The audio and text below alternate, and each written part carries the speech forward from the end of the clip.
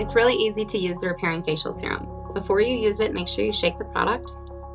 A little goes a long way. You only need a few drops. Usually 3 to 6 is enough to cover your décolleté, your throat, and your face. If you don't want to use this all over the skin, you can also use it as a spot treatment to target areas of discoloration concerns that you may have. To do that, I would just suggest using a single drop at a time. Be sure not to touch the pipette. We don't want to have any type of cross-contamination. I like to warm and emulsify the product and then gently place it and rub it into those areas of where you may have some types of discoloration concerns. For others that want to apply it all over the skin, I suggest applying 3 to 6 drops in a non-dominant hand. Warm and emulsify the product. And then gently press and place the product into your skin.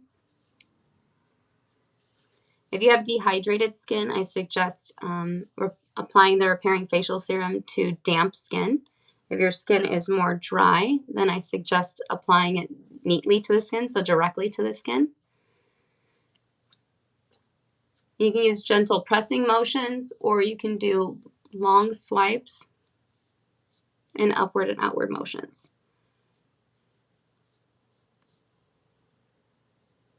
It has like a pumpkin smell to it. A lot of our customers say that it smells like Thanksgiving. It's one of my favorites. It's very smooth and soft, and it absorbs very quickly into the skin. It's a very, very light oil concentrate. That's it.